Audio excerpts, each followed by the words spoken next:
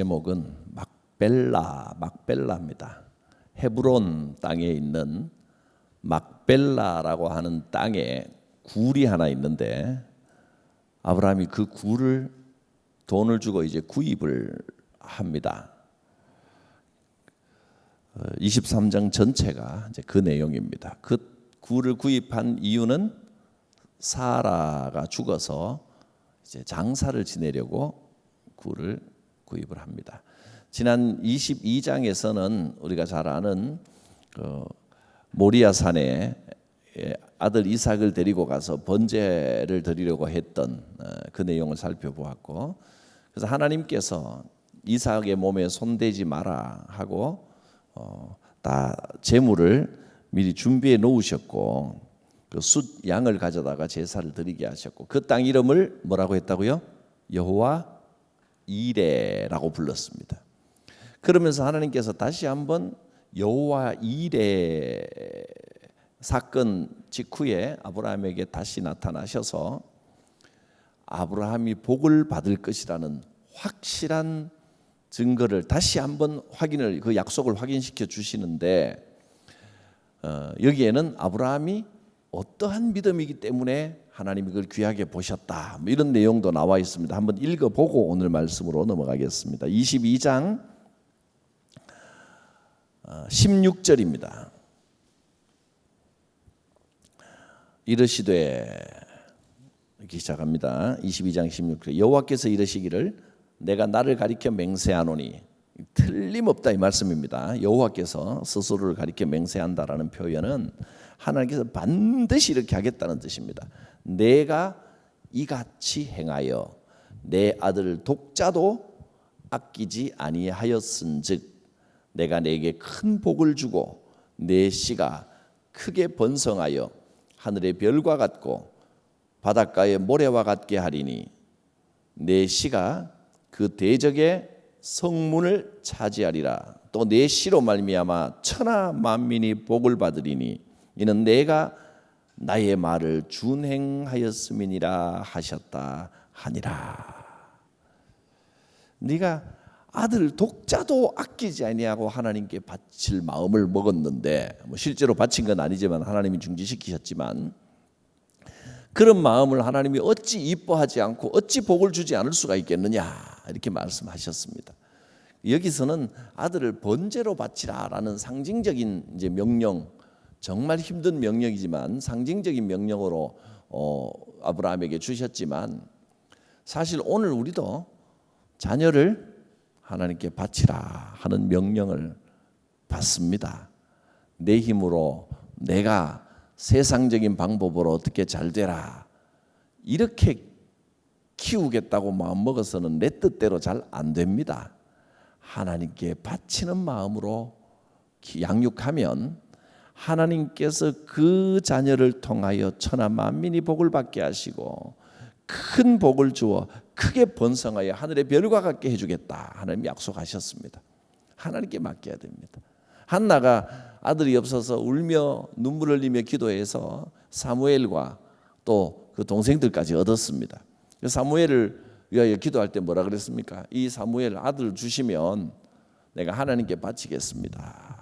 그 바치는 게 어떻게 바쳤나요? 그건 번제로 바치는 게 아니고 하나님께 드린 겁니다. 성전에서 살게 하고, 하나님, 너는 하나님께 드린 자녀다, 하나님만 바라보며 주의 일에 충실하며 살아라, 그냥 드렸더니 하나님께서 뺏어가신 게 아니고 그 자녀를 더 크게 번성하여 오늘 주신 약속처럼 큰 복을 주고 그 씨가 크게 번성하게 만들어 주시는 역사를 보았습니다. 하나님께 드리는 것은 빼앗기는 게 아니고 복 받는 비결입니다. 하나님께서 그렇게 해주실 것입니다. 이제 23장으로 오면서 사라가 향년 127세를 살고 돌아가셨습니다. 이렇게 말씀을 시작했습니다. 127세, 꽤 오래 사셨네요. 장수하셨습니다. 그런데 또 그 당시로 볼 때는 이게 반드시 장수라고 볼 수 있는 것인지, 뭐 평범한 것인지, 사람의 수명이 시대를 따라 좀 이렇게 왔다 갔다 하는 것 같아요. 지금부터 한 100년, 50년 전만 해도 나이 60, 70만 돼도 참 그 환갑만 지났다 그러면 거의 그 농사를 짓고 햇빛을 많이 받아 그런지 뒷방 늙은이 취급을 했는데 요새는 70도 아직 청년입니다. 젊은입니다. 그러니까 뭐 수명이 점점 늘어나서 의료 기술도 좋아지고 건강도 좋아지고 먹는 걸 또 잘 먹어서 그런지 몰라도 오래들 잘 사시고 백수 넘기는 건 이제 뭐 흔하게 볼 수 있는 이야기입니다. 웬만큼 하면 90 전에 나이 들었다 소리 하면 안 될 것 같습니다. 아직 우리가 사명으로 헌신할 날이 많이 남아 있습니다. 70 넘어 70, 80 돼도 뭐 내 나이가 어때서 그러는데 뭐 뭐든지 할 수 있는 나이입니다. 처음 사라가 이제 부르심을 받았을 때가 65세에 아브라함이 사라가 나이 65세 때 부르심을 받고 그 다음에 62년을 더 살았네요. 아브라함과 함께 동역하면서 62년을 더 살았는데 이때 이삭의 나이가 37살입니다. 진작에 어머니 돌아가시기 전에 장가 좀 가지. 아직도 장가 안 가고 나이 37에 일찍도 가는 경우 조혼도 많이 했을 텐데 37 될 때까지 아직 장가도 안 가고 있었습니다. 이삭이 생각도 안 했다는 뜻 아니겠습니까? 어머니 돌아가실 줄은 꿈에도 생각 못했고, 그래서 이 사라가 돌아가신 것은 아브라함에게나 이삭에게나 그 온 그 집안에 굉장히 큰 슬픔이고 충격이었습니다. 그래서 아브라함이 이 사라를 잘 매장을 하고 장례를 치르려고 이 막벨라라고 하는 땅을 사는 겁니다. 막벨라라고 하는 그 땅, 막벨라 밭에 있는 굴, 목적은 굴인데 이 막벨라 밭에 있는 땅, 이 지역 이름은 헤브론이라고 하는 지역에 막벨라라고 불리우는 그 땅을 산 겁니다. 그 일대를. 왜 굴을 사느냐 하면 매장 관습이 우리는 매장 관습이 아니고 이 장례 관습이 우리는 보통 매장을 하거나 요새는 화장을 해서 이제 납골에 모시거나 뭐 수목장도 하고 뭐 이렇게 많이 하는데 이때는 가족묘를 씁니다. 굴을 깊은 굴을 사가지고 그 굴에다가 이제 좀 깊이 조금 뚝뚝 떼어서 이렇게 한꺼번에가 아니고 조금 이렇게 안장을 시키는 겁니다. 그러면 아무래도 거기는 좀 습하지 않고 뭐 이런 데를 하겠죠. 이렇게 조금 마르고 이렇게 하면 좀 미라 비슷하게 이렇게 좀 예수님도 장사 지내고 난 다음에 내려서 굴 무덤에 굴에다가 안장을 했던 것처럼 뭐 이렇게 하는 이스라엘의 관습입니다. 그러니까 사라를 매장하기 위해서 굴을 샀는데 그 땅 이름이 헤브론인데 헤브론의 다른 이름이 뭐라고 했습니까? 2절에 보면 그 가나안 땅에 있는 헤브론 곧 기럇 아르바라고 하는 땅이라 불렀는데 이 기럇 아르바라는 이름이 옛날 이름인 것 같아요. 헤브론의 옛 이름인데 이걸 자꾸 이렇게 강조를 합니다.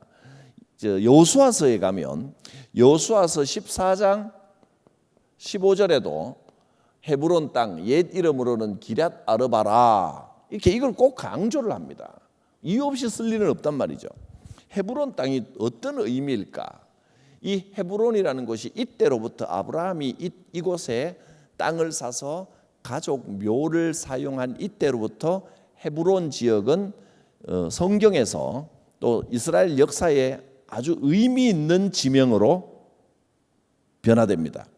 그러니까 그 헤브론이라는 이름의 옛날 이름을 꼭 부르는 거 보니까 그래서 이게 도대체 무슨 뜻인가? 기럇 아르바라고 이거는 이제 그 당시에 이름이 헤브론이라고 하는 이름이니까 뭐 의미도 중요하겠지만 그 의미보다는 실제 이름인데 옛 이름을 자꾸 밝히는 건 뭔가 의미가 있을 거라는 생각이 찾아보니 기럇 아르바라는 말의 의미는 교제하다 이런 뜻입니다.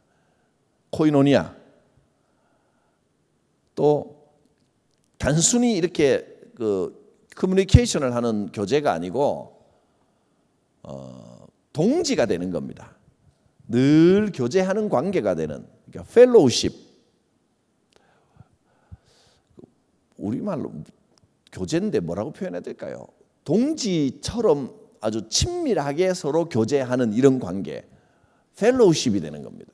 이런 의미입니다. 기럇 아르바라는 뜻이. 그러니까 이 헤브론을 중심으로 아브라함과 하나님의 관계가 기럇 아르바로 설정이 됐다.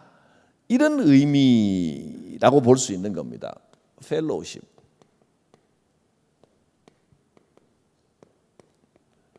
단순히 그냥 코이노니아 한다, 교제한다, 단순히 알게 됐다 이런 뜻이 아니라 깊은 교제를 말하는 겁니다. 깊은 교제. 하나님과 깊은 교제가 이 땅에서 형성이 됐다. 그런 의미를 우리에게 계속해서 알려주고 있습니다. 이 헤브론 땅은 어떤 땅이냐면 아브라함이 이제 원래 가문이 시날 평지 바벨 지역 그쪽에 살다가 하란으로 옮겨가서 거주하다가 하나님의 명령을 받고 가나안 땅으로 갑니다. 하나님께서 명령하시는 땅으로 쭉 가다가 가나안 땅을 지나쳐서 애굽까지 갔다가 다시 올라와서 거기 거주하고 살다가 롯의 하인들과 다툼이 나니까 롯 보고 이렇게 말했습니다. 골라라.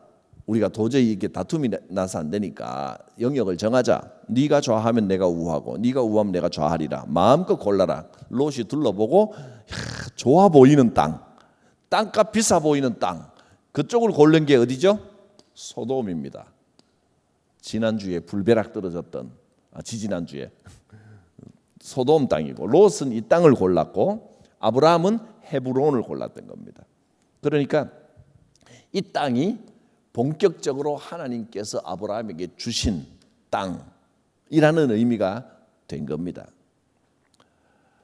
여기서 헤브론에서 처음으로 단을 쌓고 하나님께 제사를 드렸고, 본격적으로 하나님을 섬기기 시작하고 하나님의 백성이 되는 딱 선택받은 백성으로 본격적으로 그 삶을 시작하는 첫 출발지가 헤브론이었습니다.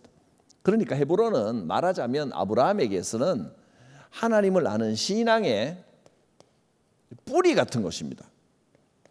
그래서 이 신앙의 뿌리를 그 후손들 모두가 이 아브라함이 만난 이 하나님, 아브라함을 불러주신 하나님을 잊지 않도록 하는 근거지로 삼는 땅이 헤브론입니다. 하나님과의 교제가, 깊은 교제가 있는 땅이 바로 헤브론이 되는 겁니다. 신앙에는 뿌리, 이 근거를 잊지 않는 것이 참 중요합니다. 신앙의 뿌리가 있어야 됩니다. 그래서 교회를, 어느 교회를 가도 하나님은 다 계신데 어디를 다니면 어떠냐, 그리고 교회를 막 옮겨 다니면 이상하게 신앙이 왜곡됩니다. 결코 좋은 일이 아닙니다. 근데 현대인들의 삶이, 특히나 바쁘게 사는 삶이 자꾸 옮겨 다니기도 하고 그런 경우들이 있기 때문에 무조건 그래야 됩니다라고 말하기는 어려운데 예외는 언제나 있지만은, 그러나 이 뿌리를, 교회라고 하는 공동체의 뿌리를 깊이 내리는 거, 이 지역 어디를 근거로 신앙생활을 하느냐, 이것은 참 의미 있는 내용입니다.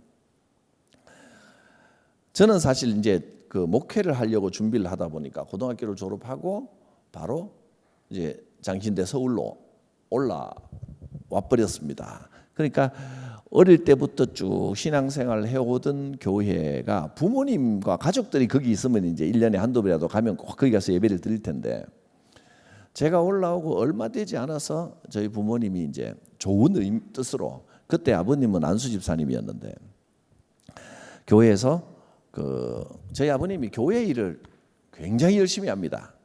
그런데 쉽게 말하면 돈 안 되는 일만 열심히 하시는 교회, 그다음에 무슨 뭐 지역 장로회, 그다음에 기독 실업이네 뭐 이런데 뭐 또 무슨 모임 무슨 하여튼 교회에 연관된 일에는 무조건 임원 한 분씩 하셔야 되고, 웬만하면 총무 무슨 뭐 협동 총무 부회장 회장 이래서 뭐 얼마나 열심히 하시는지. 찬양단 지금도 연세가 80이 넘으셔도 지금도 장로 찬양단 장로 합창단 하고 계셔요. 지금도 또 뭐 은퇴한 장로님들 모여가지고 성노회, 그래서 또 거기서 열심히 하시고, 하나님이 이래라 그러면 정말 아끼지 않으시고, 근데 하나님은 왜 그렇게 물질적인 복을 많이 부어주지 않으셨나 모르겠어요. 하나님 일 한번 주셔야 되는데, 근데 아마도 물질 복 확 주셨으면 그만했을 거예요. 아마 그쪽으로 나갔지. 계속 하시라는 뜻 같아요. 그래서 뭐 어머님도 좀 고생하시고 하긴 했지만, 가만 보면 이 일 마음껏 하라고, 어떻게 생각하면 물질을 풍성하게 주시면 그 물질 갖고 하나님 일 더 열심히 하는 스타일도 있지만, 아버님은 몸으로 하는 스타일이시라 몸으로 하고 머리로 하고 뭐 이런 배운 걸로 하시는 스타일이기 때문에, 물질 많이 부어드린 것보다 없는 형편 가운데서도 그래도 끊임없이 하나님 일 하면서 여기까지 오신 거 보면 이게 축복이구나 또 이 마음이 들어요. 뭐 반대로 또 안 믿는 분들이 다르게 해석하자면, 저렇게 따라다니는데도 끝까지 그렇게 물질복이나 이런 건 안 주시네 뭐 그럴 수도 있는데, 한편 생각하면 그렇게 물질복 안 받아도 끈기 있게 끝까지 주님만 바라보고 저렇게 다니는 게 축복 아닙니까? 그렇게 다니면서 밥 굶은 적은 없어요. 그럭저럭 하나님이 만나만큼만 딱 주셔서 그냥 지나오고 보면 이게 다 하나님의 은혜구나 이런 이제 마음이 듭니다. 그때 제 아버님이 제가 대학 시절에 제일 아쉬운 거 한 가지가 그겁니다. 그때 당시에 이제 노예 일도 또 열심히 하셨고, 노예 총대로도 뭐 노회장을 지내신 목사님이 교회를 한 군데 개척을 한다. 그래서 누가 좀 도와줄 분들을 찾는다. 근데 이제 노회장을 하셔도 좀 큰 교회에서 좀 규모 있는 어떤 딱 갖춰진 교회 목사님들만 노회장을 하시는 게 아니고, 좀 어렵고 뭐 개척하고 뭐 이런 분들도 하시니까 노회장 출신 아주 점잖고 인격도 좋으신 분입니다.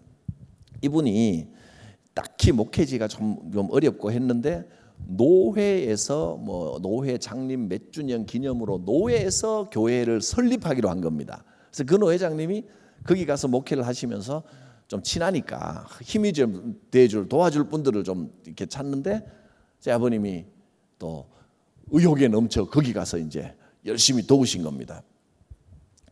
아버님은 뭐 열심히 하시고, 그 다음에 뭐 사건들은 또 이야기할 필요 없고, 그건 뭐 제 인생이 아니고 아버님 인생이기 때문에 그렇게 열심히 또 하셨고요. 근데 저는 이제 아쉬운 게, 그러다 보니까 이 고향 땅에 돌아가면 아버님 계신 교회를 가야지, 내가 어릴 때부터 신앙생활하고 자랐다고 해서 그게 또 고향 교회가 아니더만요. 처음에는 한두 번은 이렇게 갔는데 왜 왔나 싶을 정도로 어색하더라고요.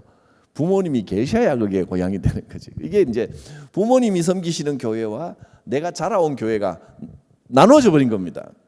그러니까 이게 이제 뿌리가 약해지더라고요. 뿌리가 없어지는 거예요. 또 이제 목회를 하다 보니까 저는, 목회자는 제가 지금 섬기는 하나님이 어디나 보내시는 대로 가야 되기 때문에, 내가 섬기는 이 교회가 내 모든 영혼을 다 거는 교회인 거지, 내가 뭐 옛날에 자라온 교회 그 의미보다 내가 지금 보내심을 받은 교회가, 목회자는 훨씬 더 중요합니다. 근데 어쨌든 고향의 이 뿌리를 좀 잃어버린 겁니다. 아쉽더라고요. 그래도 아버님이 그 교회, 부모님이 그 교회 쭉 계시면 한번 가면 이제 부모님과 함께 내가 자라온 교회에서 예배드리는 그 뿌듯함과 그 깊이, 이런 것은 많은 영향을 미치거든요. 그래서 이 뿌리를 분명히 하는 게 좋습니다. 저는 지금까지 교회 학교를 지도하면서 유치부를 지도할 때나 유년부를 지도할 때나 제 1번 교육 목표로 언제나 빠짐없이 놓았던 것이 뭐냐면 신앙 습관을 길러준다라는 겁니다. 신앙은 어린 시절의 신앙은 습관을 길러주는 겁니다. 그러니까 저는 유치부, 유년부 아이들을 교육하는데 걔네들에게 또 복음을 심어줘야 되니까 유치부 애들을 놔두고 얘들아 예수 그리스도께서 너를 위하여 피를 흘리시고 살이 찢기시고 이렇게 가르치는 건 좀 반대입니다. 정서에 맞게 가르치는데 걔네들에게는 교회 오는 게 재밌고 교회 오는 게 기쁘고 지금 생각하면 여러분 유치부 때 뭘 배우셨나요?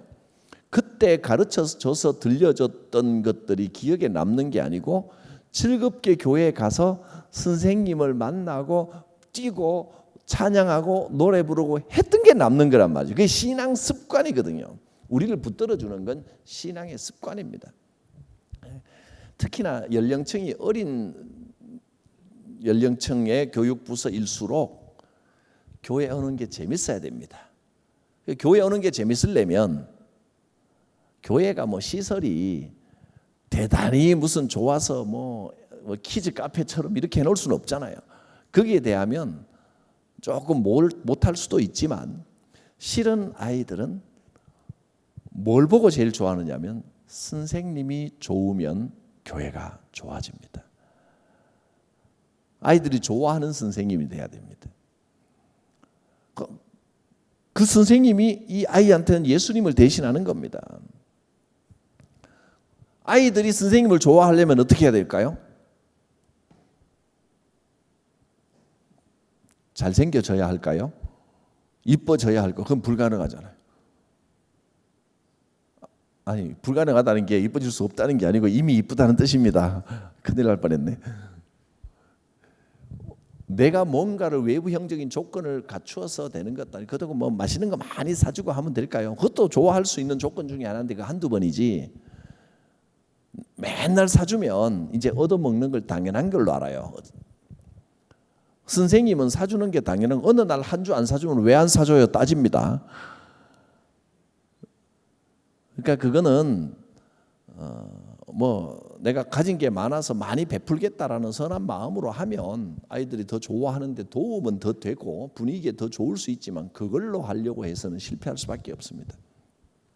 아이들이 좋아하게 하는 선생님을 좋아하게 하는 조건 내지는 방법 한 가지는 뭐냐면 선생님이 애들을 좋아하면 돼요. 이미 이건 지난번에 1시간에 걸쳐서 제가 설교를 했습니다. 사람은 누가 나를 좋아하는지 아무리 잘해주는 것 같아도 누가 나를 싫어하는지 압니다. 말은 못해도 어린아이들도 다 알거든요.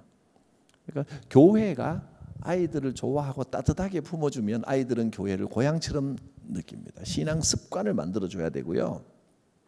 신앙 습관을 만들어준다라는 그 교육 목표의 핵심은 뭐냐면 이 아이들이 지금 내가 가르치는 이 아이들이 하나님을 잘 믿는 아이들이 된다. 물론 맞습니다. 그런데 하나님을 잘 믿는다는 게 무슨 뜻인지 구체적이어야 됩니다. 구체적으로.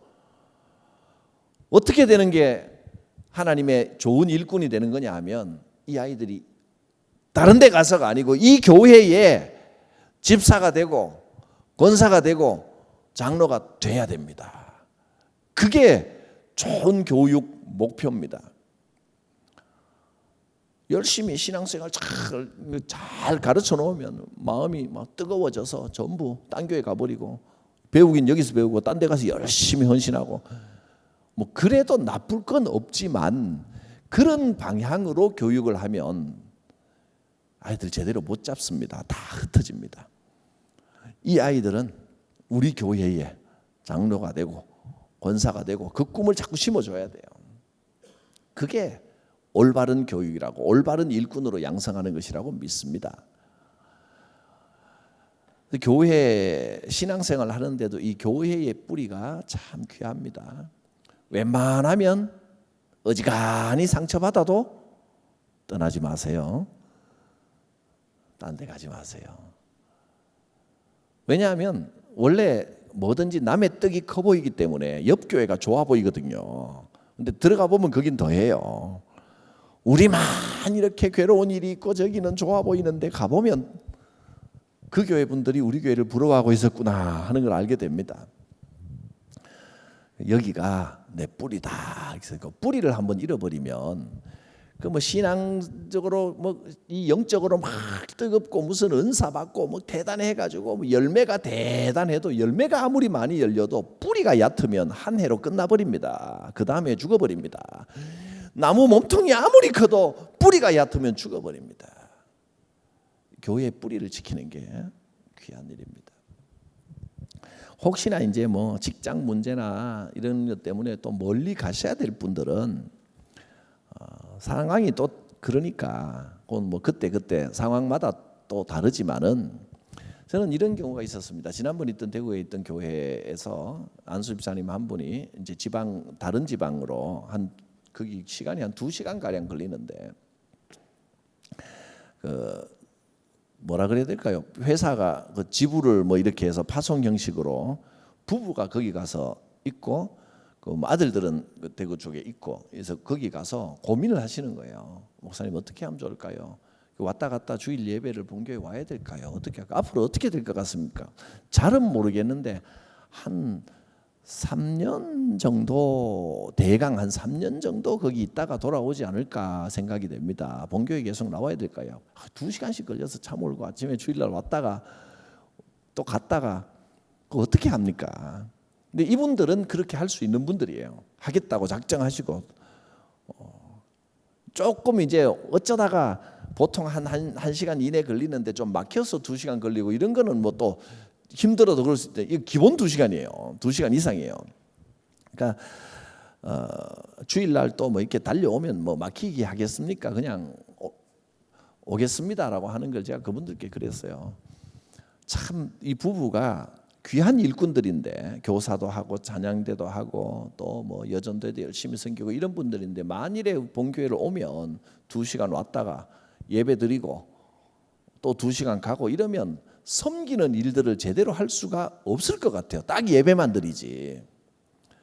그래서 제가 그러기에는 참 귀한 일꾼들입니다. 붙잡고 싶은 마음은 굴뚝 같지만 제가 거기에 그 3년이 잘못하면 그 열심히 섬기던 헌신들이 줄어들어 버릴 수 있는 시간도 될 수 있기 때문에 그 교회에 제가 좀 이렇게 보고 우리 교단에 좋은 교회를 가까운 교회를 소개를 해드리고 그 목사님께 전화를 드리고 좋은 부부가 가니까 거기서 잘 섬길 겁니다. 근데 3년이라 그러니까 3년 후에는 두말 없이 돌려보내 주셔야 됩니다. 그리고 이분들께도 3년 후에 다시 온다 생각하고 그렇게 가서 뿌리는 우리 교회입니다. 근데 거기도 있는 동안 열심히 섬기십시오. 그래서 거기서 3년 동안 저는 잊어버렸어요. 열심히 섬기고 이분들은 또 이제 그 아버님이 저희 교회 또 장로님이시니까 은퇴 장로님이시니까 그 교회에 열심히 섬기고 3년이 지났는데 안 옮겨와졌어요. 근데 이분들이 어느 날 교회에 탁 나타난 거예요. 제가 집사님 어떻게 오셨어요? 그랬더니 목사님 약속한 3년입니다. 어떻게든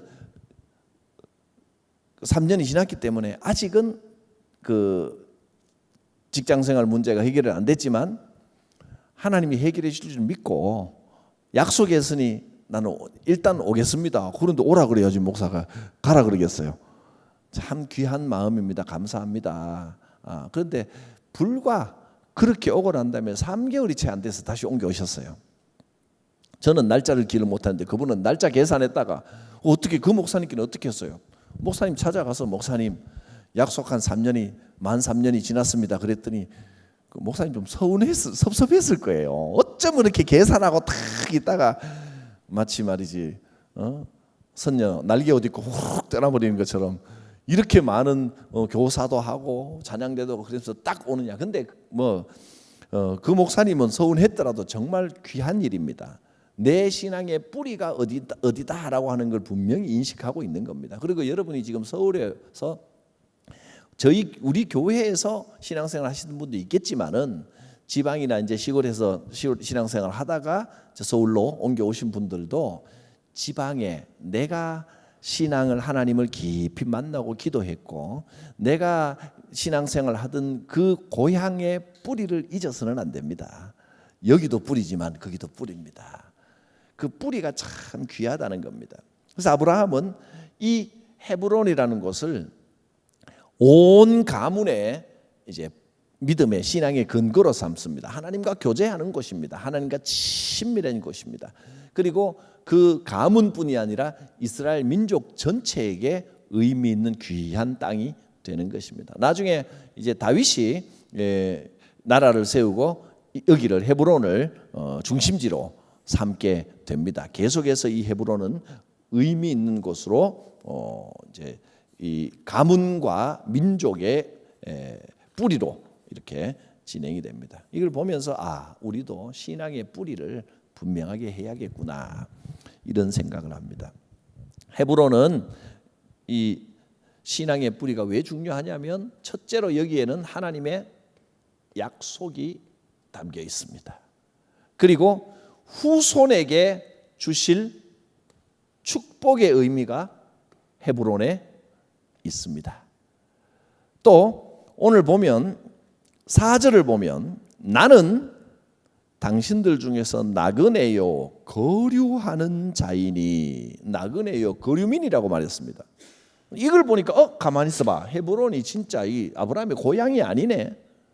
고향은 본적은 바벨 그 신할 평지가 본적이고 고향으로 치면 하란입니다. 근데 실제로 고향이 그쪽 신할 평지죠. 근데 이 먼 이국 땅에 있는 헤브론을 믿음의 뿌리로 삼는다. 신앙의 뿌리로, 신앙의 뿌리만 아니라 완전 이거는 가문의 뿌리가 되는 거죠. 가문의 뿌리로 삼는다. 이게 과연 뿌리가 되느냐?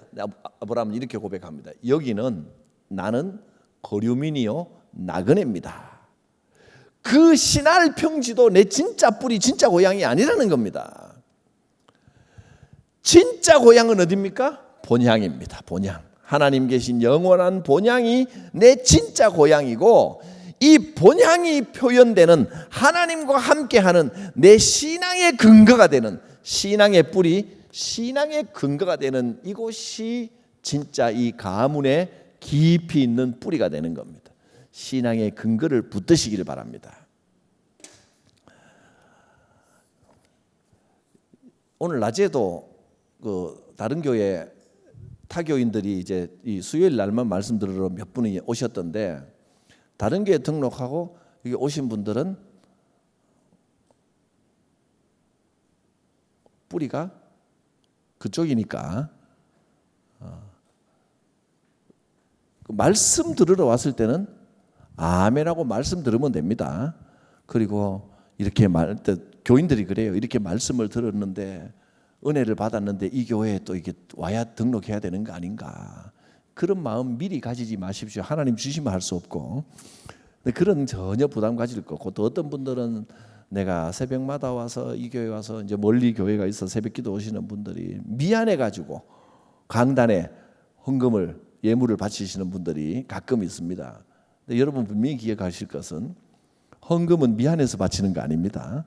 또 주신 말씀이 너무 감사해서 은혜가 돼서 바칠 수 있습니다. 그건 좋은데 이렇게 와서 계속 내가 이 손님인데 미안해서 그러실 필요는 전혀 없습니다. 기본적으로 모든 교회는 하나님이 주인이시기 때문에 교회라고 하는 것이 교회의 특성 중에 교회는 몇 가지 특성이 있는데 제 첫 번째 특성이 뭐냐면 보편적 교회입니다. 이 보편적 교회, 유니버설 처치, 온 우주의 교회는 하나님이 주인 대신 하나의 교회입니다. 이 지역 교회가 우리가 나눠서 예배를 드리지만 이 공동체를 귀하게 여겨야 되지만 기본적으로 하나님이 주재하시는 하나의 공동체, 보편적 교회입니다. 그래서 우리가 이렇게 고백하잖아요. 거룩한 공교회. 공교회를 고백하는 게 보편적 교회, 하나님이 다스리시는 하나의 교회가 있다. 그 그 영어로 하면 캐톨릭 처치입니다. 캐톨릭 처치. 캐톨릭이라는 이름이 참 좋은 이름인데 저 양반들이 갖고 와버려 가지고 우리는 그냥 캐톨릭 그러면 그쪽에서 연상되니까 그렇게 안 쓰는데, 공교회, 캐톨릭, 거대한 하나의 교회입니다. 하나의 교회는 기본적으로 주님이 하나고, 그 다음에 이제 교회의 특성이 거룩성이 있습니다. 홀리 처치, 교회의 거룩성. 그런데 보편적 교회가 교리적으로 신학적으로는 훨씬 더 중요한 의미를 갖습니다. 그렇습니다. 그래서 어디나 하나님이 다스리시는 교회인데, 그래서 어디 가서 예배를 드려도 상관없어요. 근데 그렇게 생각하니까 본교회가 어딨냐, 그냥 아무데나 다니면 되지, 하나님이 뭐 이 교회만 계시냐, 뭐 저 교회 가도 어떻고 이 교회 가면 어떨까, 그렇게 그냥 그 매주일 여기 다니고 내 교회 안정해 놓고 이러면 신앙의 바닥이 금방 따라 없어져 드러나 버립니다. 왜냐하면 뿌리가 없기 때문에. 이것은 신앙이 있느냐 없느냐의 문제가 아니고 신앙의 뿌리를 한 곳에 깊이 얼마나 내리느냐 아니냐입니다. 물론 나무는 영양분 받고 땅에 있는 양분 빨아먹고 살지만 자꾸 옮겨대면 죽어요. 그렇게 똑같습니다. 이치가. 그러니까 이 교회의 뿌리를 깊이 내리는 게 좋고요. 그래서 여기 와서 은혜 받는 건 좋은 일이니까 미안해하실 필요 없고, 남의 집에 온 게 아니고 그래도 아버지 집입니다. 말씀 좋아서 들어왔다는데 뭐. 근데 기왕이면 뭐든지 본교회에 가는 게 좋고, 그리고 본교회라고 정해놨는데 주일날 예배만 딱 드리고 말고 나머지는 전혀 가볼 수 없고 너무 멀어서 다른 데만 계속 해야 된다면 제대로 뿌리 내릴 수 있는 데를 정하는 게 좋습니다. 그거는 성도들을 위해서. 이렇게 말하면 또 목사님이 또 은근히 돌려서 등록하라고 빙 돌리네, 저 그렇게 머리 좋게 돌리는 게 아니고 원리를 이야기합니다. 그랬잖아요. 제가 참 귀한 교인도 그 멀리서 이렇게 신앙생활하면 만일에 그 집사님이 그 3년 5년이 아니라 계속 거기에서 한 2시간 거리에서 계속 있어야 된다면 저는 정말 좋은 교회 소개하고 가끔 안부 물어보면서 기도해 드리면서 그 교회 가서 신실하게 섬기십시오라고 이야기를 했을 겁니다. 또 그 전에 젊은 집사님 한번 그렇게 이제 하신 분도 있고, 그러니까 늘 놀러 오세요 그랬더니 가끔 가셔도, 교회는 꼭 소개해 드립니다. 그리고 가셔도 자주 놀러 오셔야 돼요. 안 잊어버리고 기도할 겁니다. 진짜 놀러만 맨날 오대요. 중간에 주중에 찬양, 오후 예배 찬양 인도도 하고 했던 참 귀한 부부인데 보냈더니 그 교회에서 얼마나 신앙생활 잘하고 그 시골 교회를 막 부흥하는데 큰 역할을 했더라고요. 참, 그러니까 그럴 때는 딸 시집 보낸 것 같은 이런 마음이에요. 잘 하고 있는 거 보면 정말 행복하고 좋고 이런데, 마찬가지입니다. 기본적으로 하나님의 교회인데 내가 헌신할 수 있는 데를 섬기는 게 좋고, 한 2시간 이상 되는 거리는 좀 무리가 있습니다. 무리가 좀 있고, 그런데 저는 1시간 이내 정도는 좀 힘들어도 내 본교회를 섬기는 게, 이사를 갔어도 1시간 이내는 그래도 나오는 게 본인에게 훨씬 더 도움이 되고, 뭐 그건 또 여러 가지 형편과 사정에 따라 다르죠. 체력이 너무 안 돼서 또 너무 힘들어서 신앙생활은 기쁘게 해야지 힘들게 하면 안 됩니다라고 하는 게 기본적인 이제 생각입니다. 하나님도 그러실 겁니다. 여러분 가정에 부모가 자녀가 몇 시간씩 걸려서 공부하는 것도 좋지만 몇 시간씩 걸려서 힘들게 막 하고 이러면 안쓰럽잖아요. 그렇게는 한 2시간씩 통학하면 그 공부 제대로 되겠습니까? 집중이 가다 오다 길에 다 시간 버리지. 근데 그런 거는 좀 뭐 예외적인 경우들이 있는데, 본교회가 그렇게 멀면 여기가 본교회다 하고 딱 정하는 게 낫지. 나는 저기 소속인데 제대로 가지는 못하고 그러니까 멀면 또 어떨 때는 주일날도 막 빠지고 제대로 예배 못 드리고 수요 예배 못 가고 새벽기도 못 가고 뭐 금요 예배 못 가고 무슨 모임도 못 하고 이러면 신앙이 이 성장을 안 하니까 그거는 새로 뿌리 내릴 수 있는 고향을 정하는 게 좋습니다. 그거는 아브라함이 하란에서 자리를 잡지 않고 객지 헤브론에 와서 여기서 진짜 신앙의 뿌리를 제대로 내리기 시작한 것을 보듯이 우리도 내가 신앙의 뿌리를 제대로 내릴 수 있는 곳에서 제대로 신앙의 뿌리를 내리는 것이 좋다 하는 겁니다. 이런 의미가 있었습니다. 오늘 우리 성광교회가 여러분에게 신앙의 뿌리가 돼서 하나님의 약속이 이루어지는 소망의 터가 되시기를 바랍니다. 후손들이 이곳에서 영적인 축복을 받고 마음껏 하나님을 찬양하고 함께 예배하는 축복의 자리가 되시기를 바랍니다. 우리의 영원한 본향은 저 하늘나라입니다. 여기가 다가 아닙니다. 언제나 우리가 여기서 살지만 여기서는 나그네의 마음을 가지고 살아야 됩니다. 자, 나머지 몇 가지 한번 살펴보겠습니다. 이제 그 땅을 이 막벨라, 보통 이제 막벨라 밭의 굴인데 막벨라 굴 이렇게 부릅니다. 보통은 그냥 편의상 막벨라 굴이라고 부릅니다. 이 굴을 사는 과정을 한번 보겠습니다. 5절을 보면 헷 족속, 이 헷 족속은 가나안 족속, 이 땅에 살고 있던 가나안 족속입니다. 헷 족속이 땅을 차지하고 있겠죠. 그래서 4절에 당신들 중에 나는 나그네고 거류하는 자인데 당신들 중에 내게 매장할 소유지를 주어 내가 나의 죽은 자를 내 앞에서 내다가 장사하게 하시오. 내가 여기 좀 가족 무덤을 쓰겠다는 건 우리 가문의 근거지로 삼겠습니다, 이런 의미입니다. 그랬더니 헷 족속이 대답하는데 6절에 보면 이렇게 말합니다. 내 주여 들으소서. 주여라는 말은 우리가 예수님께 주여 하든지 당시에 임금님께 주여 하든지 뭐 종이 상전에게 주여 하든지 이러는데 헷 족속이 아브라함을 왜 주여라고 부르지? 더구나 그 다음에 보십시오. 당신은 우리 가운데 있는 하나님이 세우신 지도자이시니.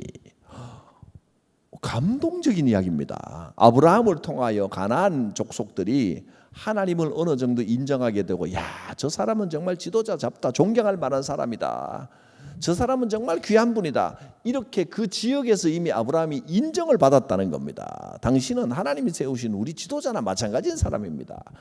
교회가 이렇게 되면 얼마나 행복하겠습니까? 이렇게 돼야 됩니다. 옛날에는 교회가 언덕 위에서 예배 드릴 때 되면 새벽 기도 때고 저녁 예배고 주일은 당연하고 오후 예배 때도 때게 되면 종쳤잖아요. 땡글랑 땡글랑. 그 어떤 분은 그 종치는 일을 사명으로 여기고 종쳤는데 지금은 종치는 교회는 한 군데도 없습니다.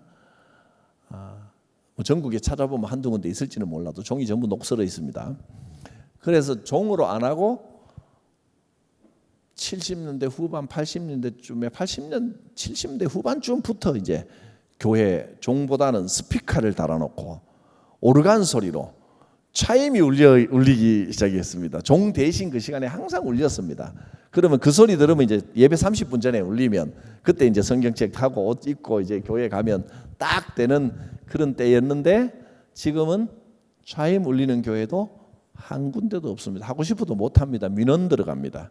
시끄럽다고 민원 들어가고 심지어는 십자가 불빛 눈부시다고 아파트에서 민원을 넣습니다. 불 못 켜도록 하고.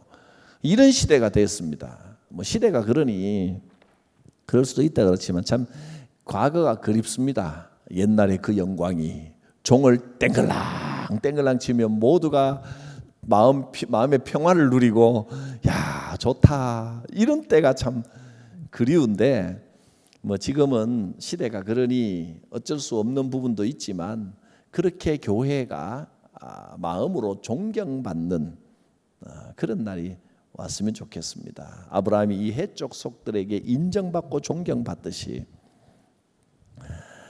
아브라함이 일어나 그 땅 주인 헷 족속을 향하여 몸을 굽힙니다. 7절 엎드려 절하면서 나는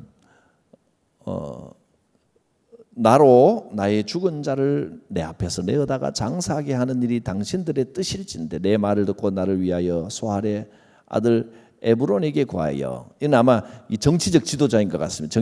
그 땅을 다스리는 지도자 에브론이라고 하는 사람. 헤브론의 추장이 에브론이네요. 이름 비슷한 경우가 많더라고요. 그가 그의 발머리에 있는 그의 막벨라구를 내게 주도록.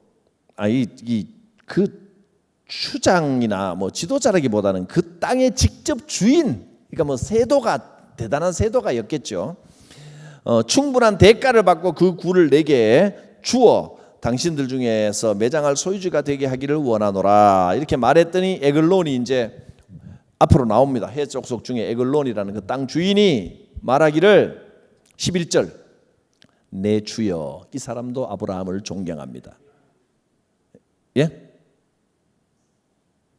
저는 11절 내 주여 그리 마시고 내 말을 들으소서.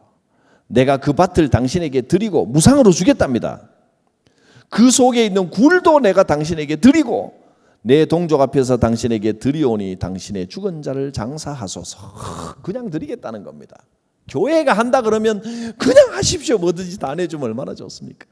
그래서 우리가 동사무소나 구청이나 또 복지하는 데나 이렇게 연계가 잘 돼 있어야 됩니다. 교회가요, 그 환자나 또 어려운 사람들이나 환자를 위해 기도하고 어려운 이들에게 물질을 도움을 주고 이 교회가 해야 될 일 중에 하나인데 분명히 알아야 될 것은 교회가 그걸 다 감당을 못합니다. 교회가 하는 제1의 목적은 말씀을 가르치고 선포하고 예배를 드리고 신앙을 자라게 하는 일이지 교회가 그 구제하는 일을 안 해야 된다는 이야기가 아니고요. 감당을 다 못합니다. 그 교회가 전부 병원 그 병원 괜찮다 안 가도 된다 그러고 전부 기도하고 교회가 그 병 다 고치겠다고 나서면 그 문제가 있는 거죠. 또 어떤 분들은 그 정신병이나 요새 뭐 조현병, 정신병이 많거든요. 목사님이 그 고치겠다고 막 기도하고 상담하고 무슨 전문성이 있어서 큰일 날 일입니다.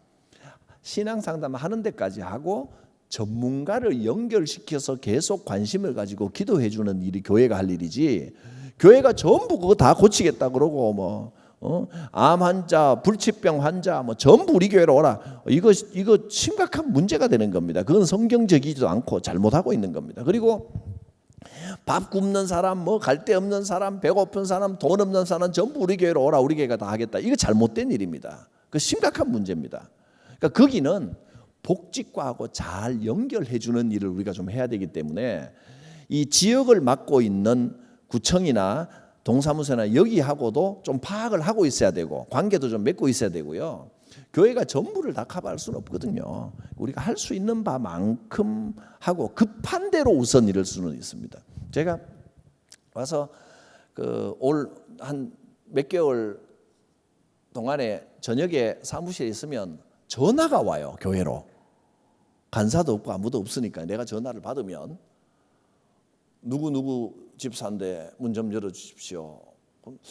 모르는 분이에요. 누구 일단 좀 문 열어주십시오. 오면 이제 도와달라는 겁니다. 너무 어렵고. 그 옛날에 이제 우리 참 귀한 게 우리 목사님께서 많이 또 헌신적으로 도와주셨고 저는 그럴 능력이 없습니다. 그래서 와서 도와달라 그러면 막 죽지 못해서 한다는데 목사가 어떡합니까? 그 방법이 없어요. 그리고 단위도 제가 생각하는 단위보다 좀 크더만요. 여기는 몇십만 원씩 도와달라고 그러고 지속적으로 도와달라고 제가 당장은 이제 이런 말 당장은 잘 데 없고 갈 데 없고 차비 없고 어쩔 수 없다 그러길래 들어보고 그게 사실이면 당장은 1, 2만 원, 한 5만 원 이렇게 줄 수는 있어요. 제가 그렇게 할 수는 있지만 급한 대로 다시는 또 와가지고 찾아오지만 당장은 그렇게 하고 또 뭐 지속적으로 그리고 내가 이제 기초수급 문제는 어떻게 되는지 다 물어봐요. 물어보고 당장은 어떻게 급하면 죽으라 그럴 수는 없으니까 푼돈은 어떻게 해서 급한 대로 도울 수는 있지만 다 책임질 수는 없는 일이에요. 교회가 해야 될 일을 좀 더 분명히 인식하고, 교회는 학교가 아니고, 교회는 복지관이 아니고, 교회는 정치하는 데가 아니고, 교회의 본분이 무엇인지를 분명히 알아야 된다 하는 겁니다. 그럴 때 교회가 교회의 본분에 충실할 때 지역의 존경을 받는 겁니다.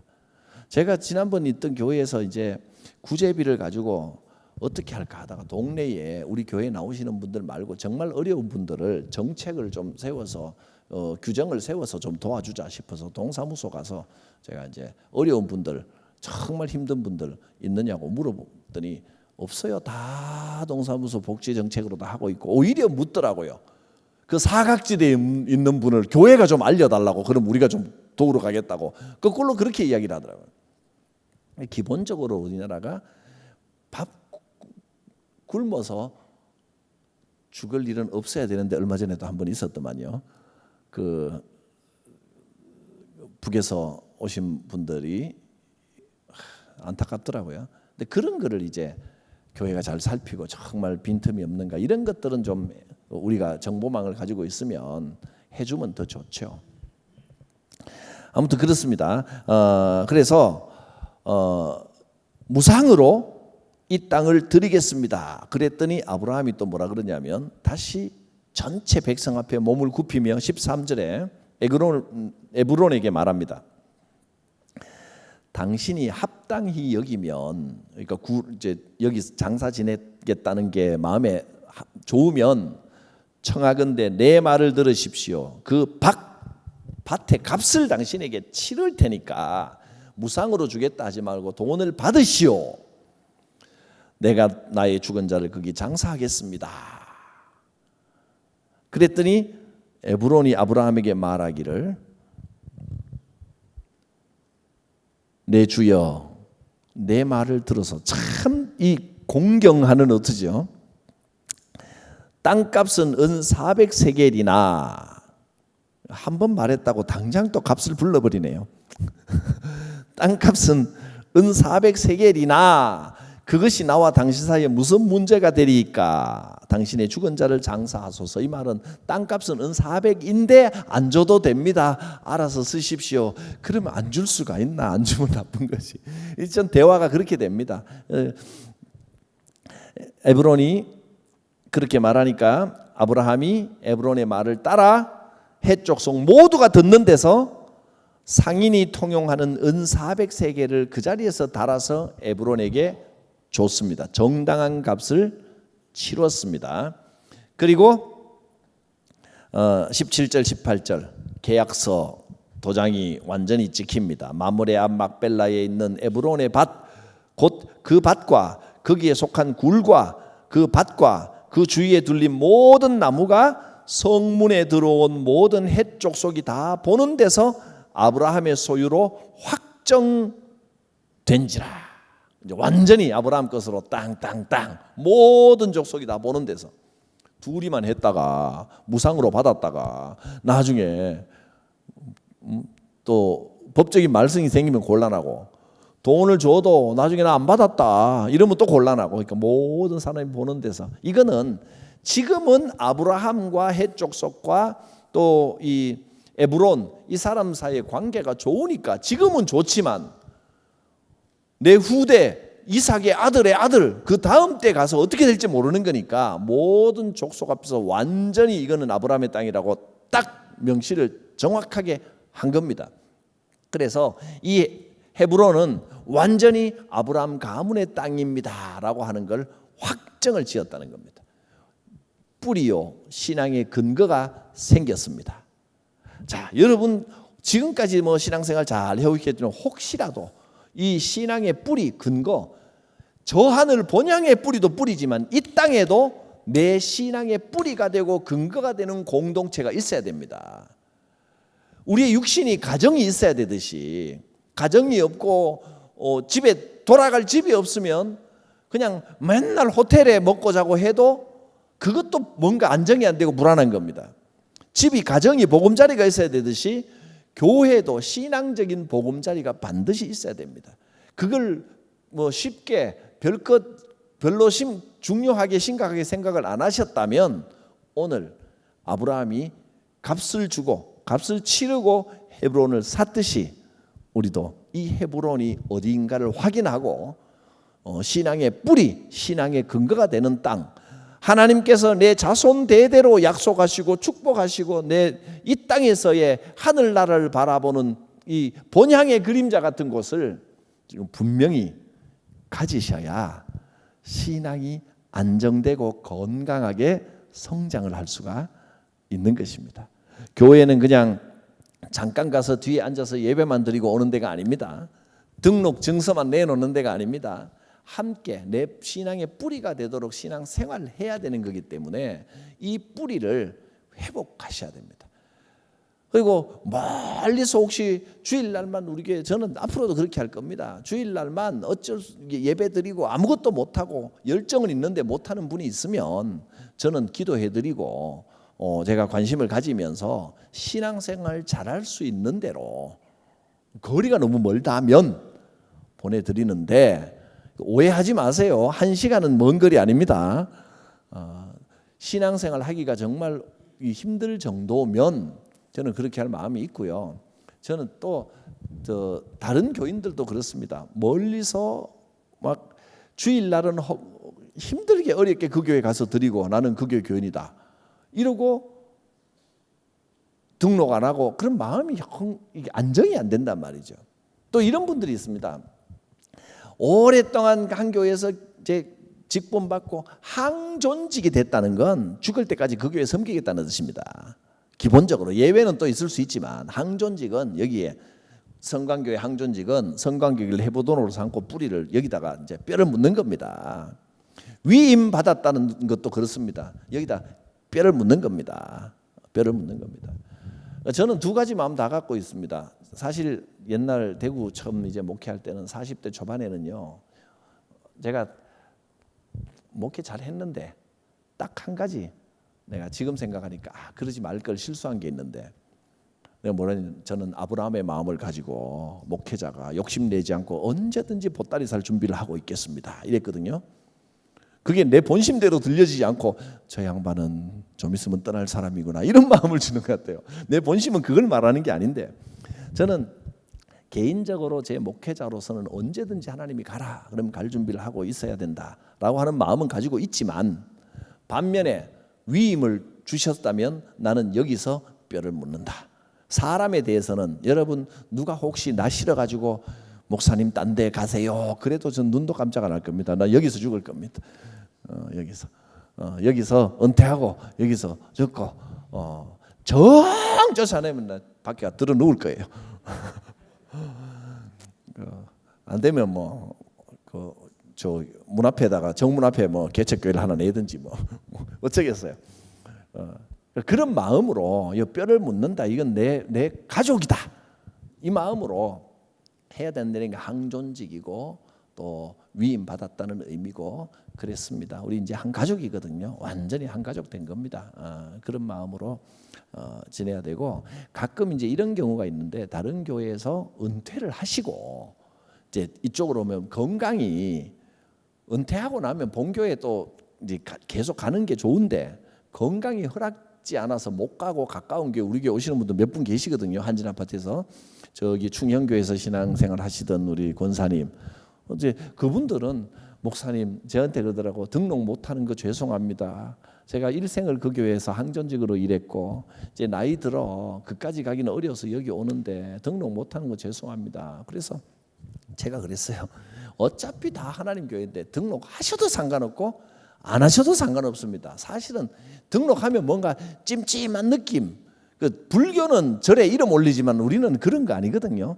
신앙생활 할 때는 여기 와서 기본적으로 등록하되, 근데 그쪽에서는 그 이제 이중 등록되는 저는 특수한 경우 상관없다고, 등록 안 해도 괜찮아요. 지금도 등록 안 하고 다니시는데 그래도 우리 교인이잖아요, 완전히.